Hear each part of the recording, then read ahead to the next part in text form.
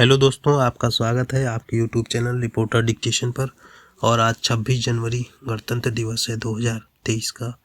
और आज मैं डिक्टेशन लाया हूँ। एक एडिटोरियल है, संपादकीय है दैनिक जागरण का, पराक्रम और पुरुषार्थ का सम्मान। तो कुछ ही सेकंड में स्टार्ट हो जाएगी ये डिक्टेशन। और ये एग्ज़ाम के लिए भी, जो रिटन एग्ज़ाम है उसके लिए भी महत्वपूर्ण है। और लिखिएगा।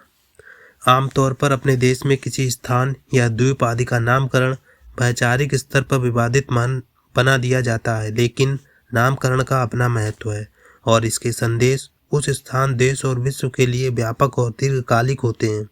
नेताजी सुभाष चंद्र बोस की स्मृति में मनाए जाने वाले पराक्रम दिवस के अवसर पर अंडमान निकोबार के 21 द्वीपों का नाम परमवीर चक्र से सम्मानित 21 वीरों के नाम पर किए जाने का गहराई से विश्लेषण किए जाने की आवश्यकता है।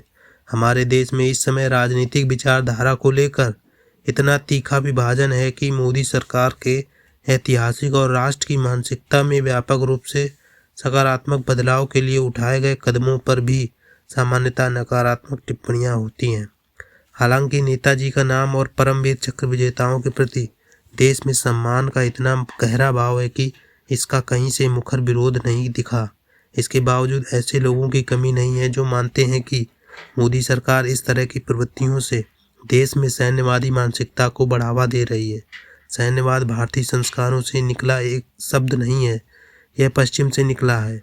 हम सेना को केवल हथियार चलाने और युद्ध लड़ने तक सीमित नहीं रख सकते। भारतीय संदर्भ में सैन्य भाव व्यक्ति के भीतर अनुशासन के साथ अपने राष्ट्र को लेकर प्रखर चेतना के साथ अविच्छिन्न रूप से जुड़ा है। नेताजी के जन्मदिवस को मोदी सरकार ने पराक्रम दिवस के नाम पर मनाने का फैसला किया। पराक्रम शब्द से ही वीरता का बोध होता है। पैरा, यह दुर्भाग्य रहा कि हमने पराक्रम, पुरुषार्थ और वीरता को आम पाठ्यक्रम से लेकर समाज की सामूहिक चेतना में विकसित करने की कोशिश नहीं की। उल्टे इस विषय में बात करने वालों की आलोचना की जाती रही।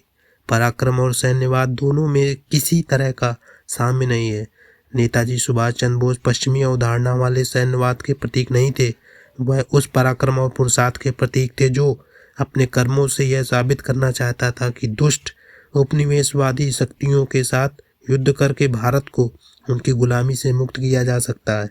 जिन परमवीरों के नाम पर द्वीपों का नामकरण हुआ, उन्होंने भी अकारण हथियार नहीं उठाए थे, बल्कि हमलावरों, आतंकियों से अपनी मातृभूमि और आम लोगों की रक्षा के लिए युद्ध कर पुरुषार्थ का परिचय दिया था। पैरा, अंडमान निकोबार के सबसे बड़े द्वीप को प्रथम परमवीर चक्र विजेता मेजर सोमनाथ शर्मा का नाम दिया गया था।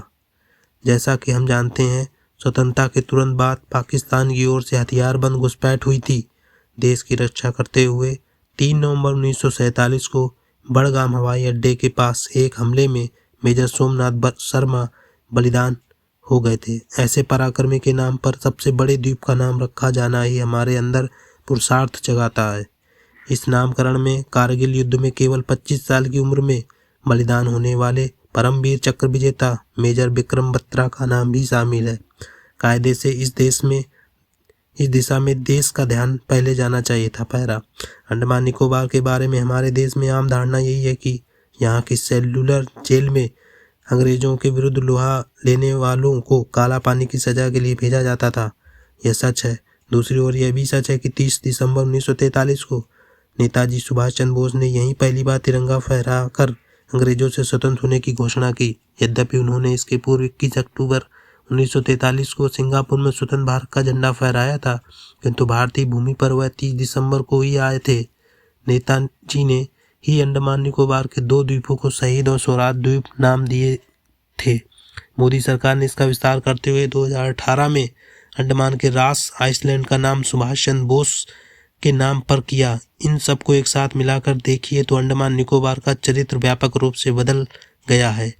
सेल्युलर जेल देखने जाएं तो वह स्पष्ट रूप से हमारे महान स्वतंत्रता सेनानियों द्वारा झेले गए कष्टों और उनके अदम्य साहस की गाथा सुनाती दिखाई देगी। उन सारे सेनानियों के नाम वहाँ अंकित हैं। पोर्ट ब्लेयर हवाई अड्डा स्वतंत्र वीर सावरकर के नाम पर, तो सुभाष चंद्र बोस के नाम पर राजद्वीप तथा शहीद और स्वदेश द्वीपों के साथ परमवीर और चक्र विजेताओं के नाम पर 21 द्वीप। कल्पना कीजिए कि वहां जाने पर किसी के अंदर अब किस तरह की ऊर्जा और चेतना पैदा होगी।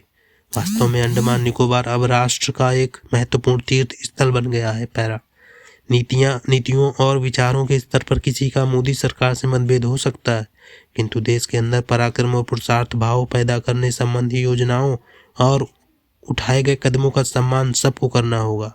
यह ध्यान रहे कि किसी ने नेताजी सुभाष चंद्र बोस की जन्म तिथि को देश के अंदर नई स्फूर्ति पैदा करने के रूप में मनाने की कोशिश नहीं की। पिछले 7-8 वर्षों में सत्ता राजनीति ही नहीं, संपूर्ण राष्ट्र का स्वर बदला है। नेताजी आज एक प्रेरक व्यक्तित्व के रूप में जनमानस में स्थापित हुए हैं। ऐसा पहली बार हुआ है कि 23 जनवरी को संसद के सेंट्रल हॉल में देश के 80 युवाओं ने नेताजी को न केवल श्रद्धासुमन अर्पित किए, बल्कि उनमें से कुछ ने वहां भाषण भी दिए। यह बताता है कि अगर आपकी विचारधारा स्पष्ट है और आप में संकल्पबद्धता है तो आप विचारधाराओं में बटें और खंडित मानसिकता वाले देश के भीतर भी सकारात्मक भाव, ऊर्जा और स्फूर्ति पैदा करने की ठोस नींव डाल सकते हैं। पैरा अमेरिका के राष्ट्रपति चुनाव में पराजित होने वाले पूर्व राष्ट्रपति ट्रंप के समर्थन में अमेरिकी संसद पर हुए हमले के गुनहगारों को वहां का कानून सजा दे चुका है। हमारे देश का कानून अब तक अपराधियों को सहूलियत देता रहेगा। इस पर विचार करने की जरूरत है।